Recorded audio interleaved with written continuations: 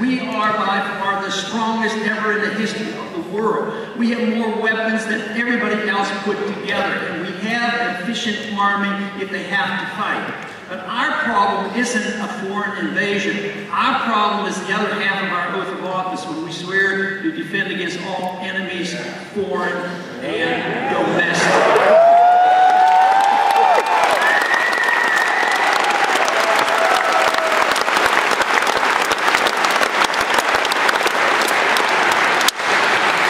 The disastrous war in Vietnam, during the period of time I was in the military, I was drafted in 1962 during the Cuban crisis and was in for 5 years.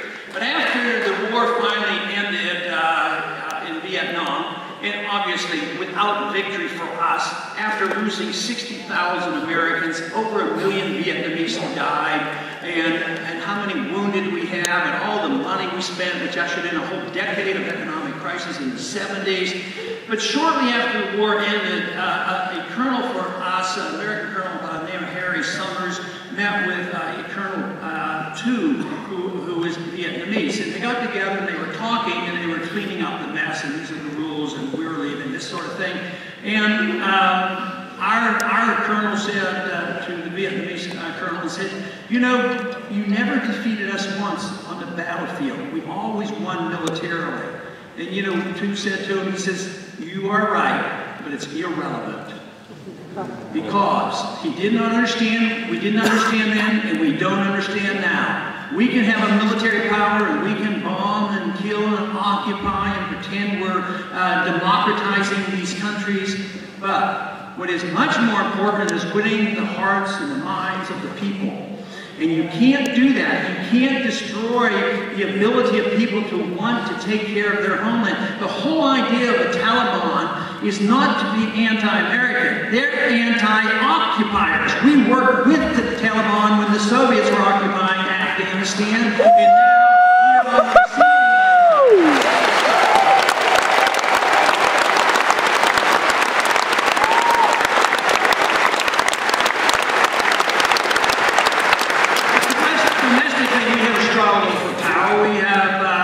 Politicians, a few of them running for president, and the goal is, in both of the major parties, is to obtain power. Is to seek power and control and serve the special interests. It's not so much as a difference between their two philosophies. They have their special interests. The Federal Reserve protects both sides, and yet there is a struggle for power. That is real. That is a real program going on, and that is what they pretend they're different. But today it's different. It's only about power because there's no welfare. This is the reason why there's no budget resolutions even come to the floor anymore, because there's no money left, and they don't know what to do, and they won't admit it. But I'll tell you what, they're struggling over power, and that's what politics has been about for so long. But guess what? Being involved in the campaign for liberty, in which we are doing, we are winning the hearts and minds of the American people.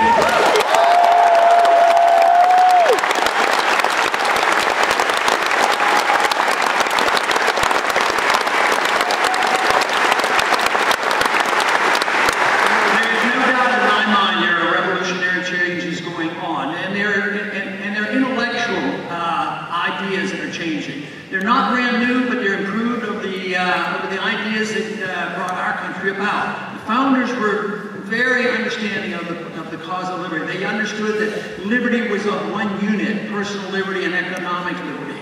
And this was tried and tested. We have the greatest nation, the freest nation, and the most prosperous nation.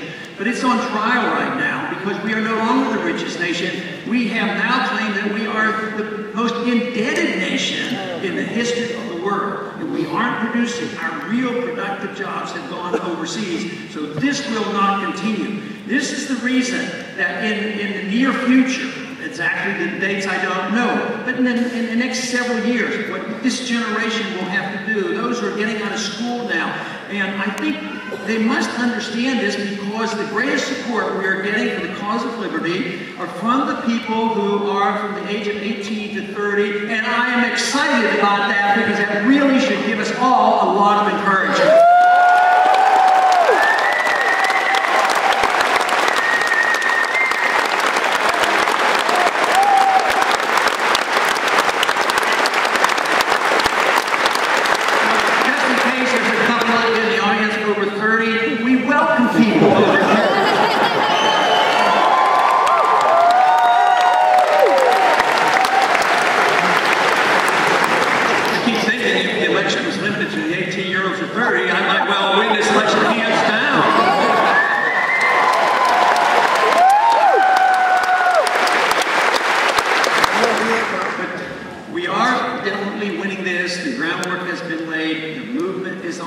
It's not going to stop. I love to use the quote, you know, an idea whose time has come. Armies and governments cannot stop those ideas.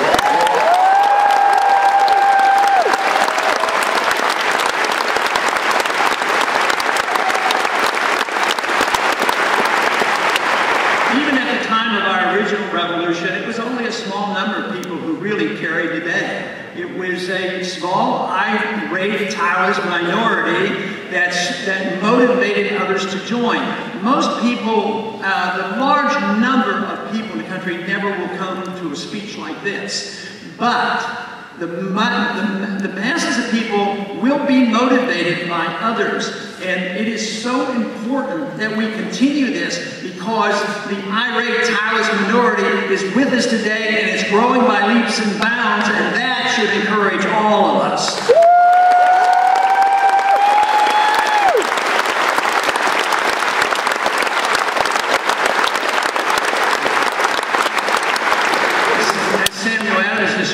He says that tireless minority should be and will, for success, start wildfire, brush fires of freedom in the minds of men. And believe me, there are a lot of brush fires going on. It's going on a daily basis. People are waking up. I see positive signs when you see statistics that show that 75% of the American people now know there's something wrong with the Federal Reserve and we ought to do something about it.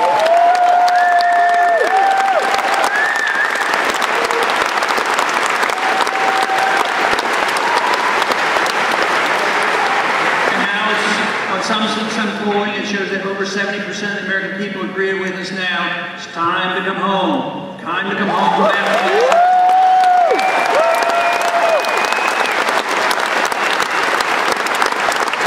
And that to me doesn't mean just where the active military fighting is going on, but every place where we are today, because there is the resentment, we can't afford it.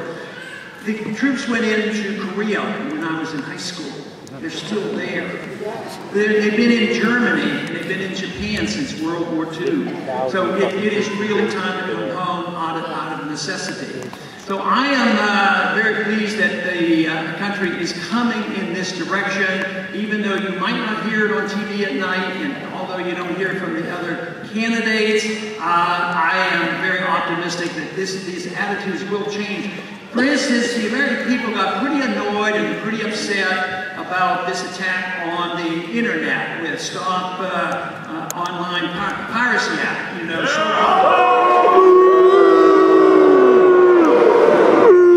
and of course, with your help, we were able to defeat that. It's been removed from the floor, both in the House and the Senate. But guess what? They have another bill coming up this week, which is worse, and that's called CISPA.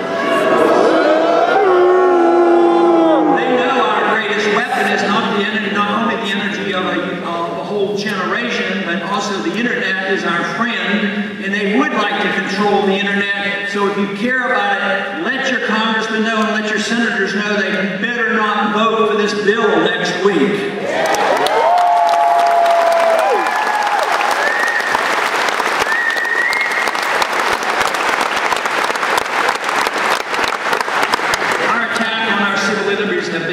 Systematic over many decades, but especially worse in the last 10 years.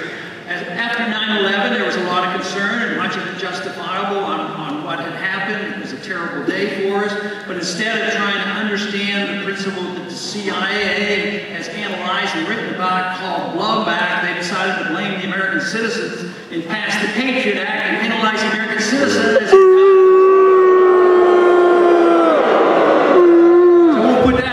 as for repeal.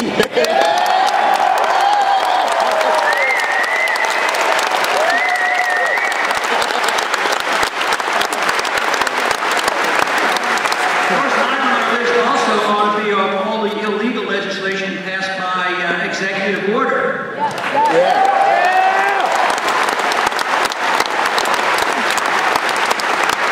The executive order passed just a couple weeks ago said that the Defense Production Act would be renewed. And the Defense Production Act, which was passed 50 years ago, gives the President authority under times of war to nationalize everything. Very, very dangerous piece of legislation to be on the books.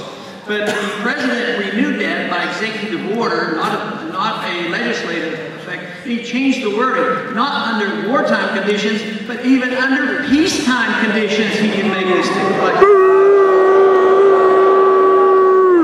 And we've all heard, you know, the big complaint about the president trying to interfere and lecturing the Supreme Court of Obamacare.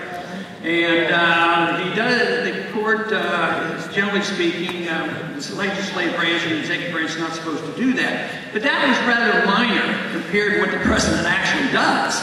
Because, I mean, lecturing is one thing, but what about